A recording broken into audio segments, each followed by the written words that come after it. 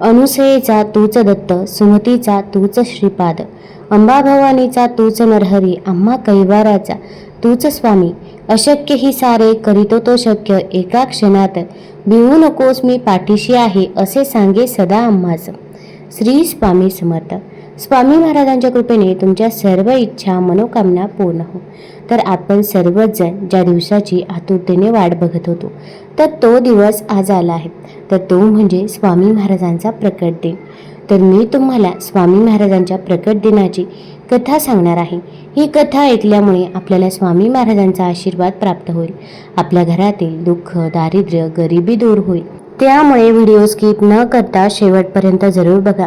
चॅनलमध्ये नवीन असाल तर चॅनल लाईक करा आणि सबस्क्राईब देखील करा. तसेच कमेंटमध्ये श्री स्वामी समर्थ किंवा श्री गुरुदेव दत्त लिहायला विसरू नका, जेणेकरून आपल्याला देखील स्वामी महाराजांचा, दत्त महाराजांचा आशीर्वाद नक्कीच प्राप्त होईल. तसेच शेजारी नोटिफिकेशन बेल देखील प्रेस करा, जेणेकरून मी जेव्हा पण व्हिडिओ बनवेल तर तो व्हिडिओ तुम्हाला सर्वात अगोदर दिसेल. चैत्र द्वितीया तिथीला स्वामी समर्थ महाराजांचा प्रकट दिन मानला जातो. दत्तात्रेयांचे तिसरे अवतार म्हणून अक्कलकोटचे स्वामी समर्थ मानले जातात.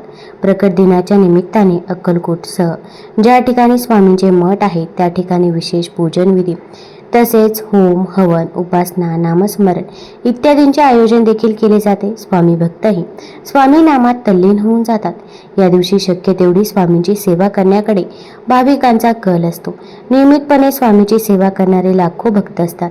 मात्र प्रकट दिनाचे औचित्य साधून विशेषत्वाने स्वामींची सेवा केली जाते. या दिवशी आपण सर्वांनी आवर्जून स्वामी चरित्र सारामृत हे पठण करायचे आहे, किंवा अगदी श्रवण केलं तरी पण चालेल. श्री स्वामी समर्थ महाराज कधी आले, कुठून आले, ते कोण होते याबद्दल कोणाला काही माहीत नाही. पण मी स्वामी सूत नावाचे एक अतिशय महान भक्त होऊन गेले. त्यांना स्वामी समर्थ महाराज आपला मुलगा मानायचे. त्यांच्या अनुभवावरून आपल्याला समजेल की स्वामी समर्थ महाराज कसे प्रकट झाले. स्वामींच्या प्रकट दिनाची खरी हकीकत अशी आहे की शेकडो वर्षांपूर्वी एक पंजाब प्रांतामध्ये हस्तिनापूर पासून 12 कोस म्हणजे जवळपास 24 किलोमीटर अंतरावर छेलखेडा नावाचे एक गाव होते. त्या ठिकाणी विजयसिंह नावाचा एक लहान मुलगा आपला भाऊ आणि वहिनीसोबत राहत होता. तो मुलगा कोणाही बरोबर मिक्स होत नसे, तर तिथं थोड्याच अंतरावर असणारं साधारण एका पडक्या अशा जागेत एक खूप भला मोठा असा वटवृक्ष होता आणि त्यामध्ये एक छोटासा दिवा देखील होता आणि त्यात एक छोटीशी गणपती बाप्पाची मूर्ती होती. तर तो विजयसिंह खूप गोट्या अशा भरून खिशात न्यायचा आणि गणपती बाप्पा सोबतच खेळायचा. पण तो मुलगा गणपतीला आपला मित्र म्हणून त्याचाही डाव स्वतःच खेळून घ्यायचा. असे खूप दिवस चालले होते. एके दिवशी जसजसे दिवस जात होते तसे परमात्म्याला आपला आविष्कार दाखवायची गरज वाटू लागली आणि त्याने विजयसिंहला कारण बनून आपला आविष्कार दाखवला. तो दिवस होता चैत्र शुद्ध द्वितीया. विजयसिंह आपल्या रोजच्या पद्धतीप्रमाणे त्याही दिवशी बाप्पाकडे गेला, पण बरोबर त्याने गोट्याही नेल्या होत्या. आज अचानक त्याच्या मनात आले की रोज आपण खेळतो हे खरं आहे, तर आज आपण खेळायचं. तर सर्व गोट्या त्याने त्या मूर्तीसमोर टाकल्या, बाप्पाच्या मूर्तीसमोर टाकल्या व तो बोलला, बाप्पा रोज मीच तुझा डाव खेळतो, पण आज नाही. आज तूच तुझा डाव खेळायचा. बस इतकेच त्याच्या तोंडातून शब्द निघाले आणि हे शब्द निघता क्षणीच धरणी कंपित होऊ लागली. सर्वत्र ढग जमून अंधार होऊ लागला. वारे वेगाने वाहू लागले आणि कोणाला काहीही कळेना की काय होतंय. पण काय करणार, ती अद्भुत शक्ती आज प्रकट दिनाची होती. स्वामी महाराजांच्या आगमनाची ही सूचना होती आणि ज्या ठिकाणी गणेश मूर्ती होती त्या ठिकाणी धरणी दुभंगली. एक 8 वर्षाची अतिशय तेजस्वी अशी एक बालमूर्ती प्रकट झाली आणि ते दुसरे तिसरे कोणीही नसून प्रत्यक्ष परब्रह्म श्री स्वामी समर्थ महाराज होते.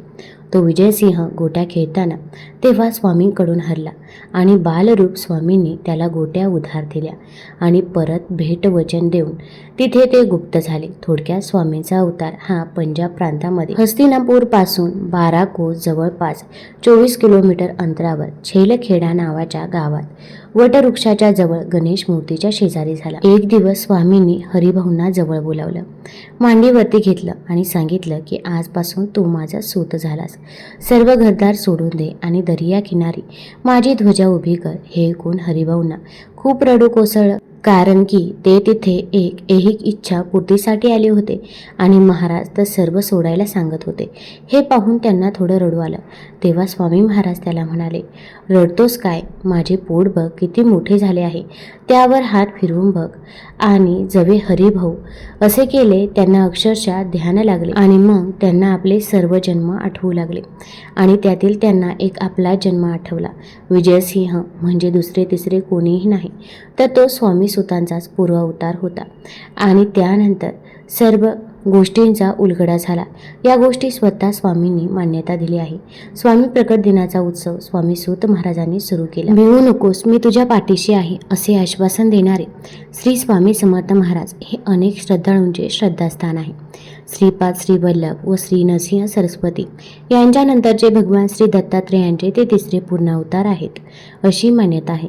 अक्कलकोट येथे खूप काळ वास्तव्य केलेले गाणगापूरचे श्री नरसिंह सरस्वती हेच नंतर श्री स्वामी समर्थांच्या रूपाने प्रगट झाले असे म्हणतात.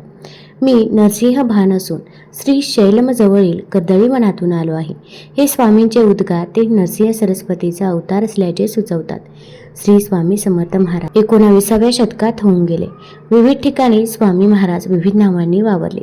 महाराष्ट्रात व कर्नाटकात त्यांनी दत्त संप्रदायाचा प्रसार केला. इसवी सन 1856च्या सुमारास स्वामी समर्थ महाराज अक्कलकोटास आले. मंगळवेढ्याहून पहिल्यांदा जेव्हा ते अक्कलकोट नगरीत आले तेव्हा त्यांनी गावातील खंडोबा मंदिरामध्ये मुक्काम केला. इसवी सन 1459मध्ये स्वामींनी गाणगापुरात श्री नरसिंह सरस्वती महाराजांच्या निर्गुण पादुका स्थापन केल्या व त्यानंतर शैलयात्रेचे निमित्त साधून ते कर्दळी वनात अदृश्य झाले. कर्दळी वनात सुमारे 300 वर्ष महाराजांनी कठोर तपश्चर्या केली असं म्हटलं जातं. त्या काळात मुंग्यांनी त्यांच्यावरती वारूळ रचलं होतं. एके दिवशी उद्धव नावाचा लाकूड तोड्या त्याच कर्दळी वनात लाकडे तोडत असताना त्याच्या हातून कुऱ्हाड निसटली व ती वारुळावरती पडली. उद्धवाचे निमित्त साधून स्वामींनी भक्तांच्या कल्याणासाठी पुन्हा प्रकट व्हायचे ठरवले. कुऱ्हाड वारुळावर पडताच त्यातून रक्ताची धार उडाली व क्षणातच दिव्य प्रकाश पडून उद्धवासमोर एक अजानुबाहू तेजस्वी मूर्ती प्रकट झाली. तेच अक्कलकोटचे श्री स्वामी समर्थ महाराज. आपल्या हातून या महापुरुषाला जखम झाली या विचाराने उद्धवाला दुःख झाले व भय वाटू लागले. पण भक्तांकडे मायेने पाहणाऱ्या महाराजांनी उद्धवाला अभय व आशीर्वाद देऊन गंगातीरी प्रयाण केले. गंगातीरावर भ्रमण करता करता ते कलकत्त्यास गेले व तेथे त्यांनी महाकाली मातेचे दर्शन घेतले. नंतर काशी प्रयाग असे भ्रमण करत ते उत्तरेकडून दक्षिणेस आले. श्री क्षेत्र त्र्यंबकेश्वर येथे त्यांनी शेगावचे श्री गजानन महाराज व शिर्डीचे श्री साई महाराज यांना दीक्षा दिली. त्यानंतर पंढरपूर, मंगळवेढा, मोहोळ असे भ्रमण करत सोलापूर व अक्कलकोट असा सर्वज्ञात प्रवास करण्याआधी महाराजांनी भारत भ्रमण केले होते. त्यांच्या या भ्रमणात त्यांनी अनेकांना दृष्टांत दिले होते. इसवी सन 1856मध्ये स्वामी महाराजांचे अक्कलकोटमध्ये आगमन झाले व तिथल्या 22 वर्षांच्या वास्तव्यात अक्कलकोट हे तीर्थक्षेत्र झाले. येथे त्यांनी जगातील अनेक मान्यवरांना मार्गदर्शन केले. एका विलासी चिनी दाम्पत्याचे गर्भहरण केले. हरिणाची निष्कारण शिकार करणाऱ्या शिकाऱ्यांना धडा शिकवला. त्यानंतर श्री स्वामी समर्थ जगन्नाथपुरीस आले. तेथे बडोद्याचे आळवणी बुवा नावाचे सत्पुरुष दर्शनासाठी म्हणून आपल्या 3 शिष्यांसह आले होते. ते सर्वच जण आजारी पडून विकलांग झाले होते. कोणाला मदत मागावी एवढीही शक्ती त्यांच्यात उरली नव्हती. त्यांची अवस्था अगदी मरणप्राय झाली होती. तितक्यात स्वामींची स्वारी तेथे आली. त्यांनी आपल्या कृपा कटाक्षाने त्यांचा आजार पळवला व नंतर त्यांना पोटभर जेवण देखील दिले. स्वामींमुळे पुनश्च जीवन प्राप्त झालेल्या आळवणी बुवांनी त्यांना आपण कोण आहात व कुठून आलात असा प्रश्न विचारला असता स्वामी महाराज म्हणाले, माझा संचार सर्व विश्वात आहे, पण सह्याद्री पर्वत, गिरनार पर्वत, काशी क्षेत्र, मातापूर, करवीर, पंचाळेश्वर, कुरवपूर, औदुंबर, करंजनगर, नरसिंहवाडी, गाणगापूर ही आमची विशेष प्रीतीची स्थाने आहे. हे ऐकून लोकांना अचंबा वाटला. आळवणी बुवांनी तर महाराजांनी दिलेल्या उत्तरावरून ते खुद्द नरसिंह सरस्वती आहेत असा निष्कर्ष काढला. स्वामी समर्थ महाराज तिथे याच नावाने प्रसिद्ध झाले. आळवणी बुवांनी घडलेला सारा वृत्तांत बडोद्याला जाऊन लोकांना सांगितला. पुढे आळवणी बुवांना स्वामी समर्थ भक्त म्हणून ख्याती मिळाली. नारायण सरोवरात स्नान करण्याचा महिमा मोठा होता. तिथे स्नान करण्यास भाविकांची नेहमी गर्दी असे. तिथले महंत भरपूर पैसे घेतल्याशिवाय कोणालाही स्नान करून देत नसत. त्यांनी पैसे वसूल करण्यासाठी 4 गुंडही पोसून ठेवले होते. स्वामी समर्थ महाराज तिथे स्नानाला आले तेव्हा त्या गुंडांनी त्यांना अडविले व पैसे मागितले. स्वामी समर्थांजवळ कोठून पैसे असणार? ते काही न बोलता स्नानासाठी तलावाकडे निघाले. ते पाहून गुंडांचे पित्तच खवळले. ते त्यांना मारायला धावले. तेवढ्यात स्वामींनी त्यांच्यावरून उडी मारत तलावातील पाण्यावर आपली बैठक मांडली. ती किमया पाहून गुंड व त्यांना पोसणारा महंत तळ्यावर आला. ते स्वामी समर्थांना शरण गेले. अशा प्रकारे स्वामींनी लोकांना भक्ती मार्गास लावले. तीर्थक्षेत्राच्या ठिकाणी राहून अधर्म करणाऱ्या मुजोरांना वठणीवर आणले. धर्माचे सत्यस्वरूप लोकांना समजावून सांगितले.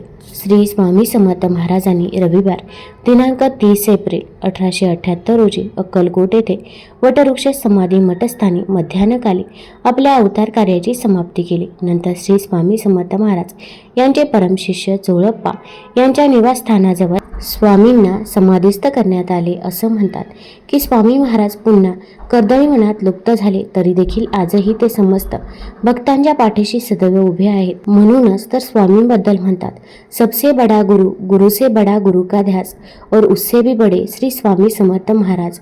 श्री स्वामी समर्थ महाराज येणाऱ्या भक्तांचे काम मनात असल्यास जडदिशी करत, नाहीतर कसोटीचे प्रसंग निर्माण करूनही विलंबही लावत. श्री महाराजांचे बोलणे ठाशीव व करारी असे. परमेश्वरांचे सामर्थ्य त्यांच्या वाणीत असे. त्यांना निद्रा अशी नव्हतीच. गायीगुरांच्या चाऱ्या पाण्यावर त्यांचे बारकाईने लक्ष असे. त्यांना पावसात हिंडण्याची, निसर्गाशी एकरूप होण्याची स्वाभाविक आवड असे. श्री स्वामी समर्थांच्या महातेजस्वी मूर्तीकडे पाहिल्यावर चित्तात अत्यंत आदर आणि दरारा उत्पन्न होत असे. श्री सोमनाथपासून जगन्नाथपर्यंत, तसेच श्री काशी विश्वेश्वरापासून श्री रामेश्वरांपर्यंत अगणित स्त्री पुरुषांना व अबालवृद्धांना या ना त्या निमित्ताने श्री स्वामी समर्थांनी आपल्याकडे आकर्षित करून घेतले. त्यांच्यावर निरापवाद कृपेचा अमृत वर्षाव केला. सर्व जीवमात्राविषयी त्यांच्या कुसुम कोमल अंतकरणात अमर्याद प्रेम बसत असे. त्यामुळे अंतरी कोणताही हेतू ठेवून कोणी श्री स्वामींच्या दर्शनास गेल्यास तो अंतर्बाह्य बदलून जात असे. एके दिवशी श्री स्वामी समर्थ महाराजांनी एकाएकी अंगावरील कपडे काढून टाकले. डोक्यावरची टोपी फेकून दिली व पितांबर सोडून अंगाला गुंडाळला. त्यांचे नेत्रातून खळखळा अश्रू वाहू लागले. दिवसभर ते उदास होते. तोंडाने ते सारखे म्हणत होते, पंढरीच्या लोका किती मारू हाका, तिथे माझा सखा पांडुरंग. हा त्यांच्या अंतरसाक्षीत्वाचा प्रत्यय दुसऱ्या दिवशी आला. ज्या दिवशी श्री स्वामी समर्थ विमनस्क होते त्या दिवशी कोणी यवनाचे श्री पांडुरंगाच्या पायावर दगड मारला होता. श्री पांडुरंगास दुखापत होता श्री स्वामी समर्थांच्या नेत्रातून चंद्रभागा वाहू लागली. श्री महाराजांनी त्यांचे सन्निध आलेल्यांना नवे चैतन्यमय जीवन प्राप्त करून दिले. मुंबईस हरिभाऊ उर्फ स्वामी सूत हे म्युन्सिपाल्टीत नोकरीस होते. एका व्यवहारात झालेल्या नफ्याबद्दल श्री स्वामी महाराजांच्या दर्शनास गेले. त्यावेळी श्री स्वामींनी हरिभाऊवर कृपादृष्टी टाकली व त्यांना पादुका करून आपणास सांगितले. मुंबईस परत आल्यावर त्यांचे 2 स्नेही आपापले उद्योगात मग्न झाले. परंतु हरिभाऊंना मात्र श्री स्वामी समर्थांशिवाय काही सुचेना. संसारातील त्यांचे चित्त उडाले. त्यांनी चांदीच्या पादुका तयार केल्या. अक्कलकोटला स्वामी दर्शनास आले. स्वामींनी त्या पादुका सतत 14 दिवस आपल्या पायात ठेवल्या व आपले आत्मलिंग म्हणून हरिभाऊंना दिल्या. श्री स्वामी समर्थांनी हरिभाऊंना आज्ञा केली, तू माझा सूत आहेस. धंदा रोजगार सोडून बंदर किनाऱ्यावर जाऊन मोठा किल्ला बांधून ध्वजा उभी कर. श्री महाराजांच्या प्रसादिक पादुका मस्तकी धारण करताच हरिभाऊला आत्मज्ञान प्राप्त झाले. मुंबईस परतताच त्यांनी श्री आज्ञेप्रमाणे आपला सर्व संसार लुटून टाकला. सर्व सोने ब्राह्मणास वाटून दिले. धर्मपत्नी यांचे मंगळसूत्रही काढून दिले. तिला एक पांढरे पातळ व स्वतःस एक कपणे ठेवले. श्री स्वामी समर्थांची अनन्यसाधारण भक्ती केली. या थोर स्वामी सुताचे श्री स्वामी समर्थांच्या अगोदर श्रावणवद्य प्रतिपदेस निर्माण झाले. श्री महाराजांचे एकनिष्ठ भक्त म्हणजे चोळप्पा हे होत. श्री स्वामी समर्थांनी अक्कलकोटला आल्यानंतर जर कोणाकडून 3 दिवसांचे उपवासानंतरच प्रथम चोळप्पाकडे श्री स्वामींनी अन्नभक्षण केले. एक वेडसर मनुष्य घरात आणल्याबद्दल घरातील बायका माणसांनी चोळप्पांना खूप त्रास दिला. श्री स्वामी समर्थांनी त्यांची अग्निपरीक्षा पाहिली. घरातील वस्तू कोणासही द्यावी, धान्य गाईला घालावे, घरात कुठेही मलमूत्र विसर्जन करावे. घरातील मंडळी त्रासून गेले, पण चोळप्पा मात्र जाणून होते की महाराज हे अतिमानुष आहेत, सामान्य कोटीतील नाहीत. घरातील भांडे कुंडी देखील गहाण टाकून त्यांनी श्री महाराजांची सेवा केली. श्री महाराजांच्या निर्वाणापूर्वी 6 महिने अगोदर स्वामी भक्त चोळप्पा यांचा अंत झाला.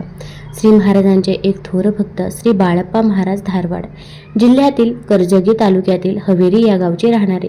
हे यजुर्वेदी ब्राह्मण, घरी सावकारी, सराफी, गजांत लक्ष्मी, संसारात कोणतेही न्यून नाही. पण एके दिवशी अचानक मनात वैराग्य उत्पन्न झाले. सद्गुरू प्राप्तीविषयी विलक्षण तळमळ लागली. वय अवघी 30 वर्षांचे बाळप्पा गणगापुरास आले. त्या ठिकाणी दृष्टांत झाला की अक्कलकोटात जाऊन श्री स्वामी समर्थांची सेवा करावी. त्यानंतर बाळप्पा अक्कलकोटास आले. त्यांना पाहताच 7 जन्माची ओळख असल्यासारखे श्री स्वामी समर्थांनी आनंद व्यक्त केला. बाळप्पाने श्री स्वामी समर्थांची अनन्य सेवा केली. श्री महाराजांच्या अंतरीच्या खुणा ते बिनचूक सांगत असत. साधकावस्थेत त्यांच्या दैवी सामर्थ्यांच्या प्रचिती देई श्री स्वामी समर्थांच्या निर्वाणानंतर ते 32 वर्षे हयात होते. शके 1800 बहुधान्य नाम संवत्सरी चैत्रवद्य त्रयोदशीला मंगळवारी दुपारी 4 वाजता श्रीपाद श्रीवल्लभ श्री नरसिंह सरस्वती दत्तावतार श्री स्वामी समर्थ यांनी आपल्या पार्थिव देहाचा त्याग केला. त्यासमयी श्री स्वामी मुखातून खसखशी एवढे 3 पांढरे दाणे बाहेर पडले. श्री स्वामी समर्थांना समाधीस्थ होऊन 140 वर्ष होऊन गेले आहे. या काळात अक्कलकोट, मुंबई, पुणे, सुरत, बडोदा या ठिकाणी आणि आणखीनही भरपूर ठिकाणी स्वामी महाराजांचे मठ आता तयार झालेले आहेत. तुम्हाला जर ही माहिती आवडली असेल तर चॅनल लाईक करा, सबस्क्राईब करा आणि आपल्या मित्रपरिवारासोबत जरूर शेअर करा. धन्यवाद.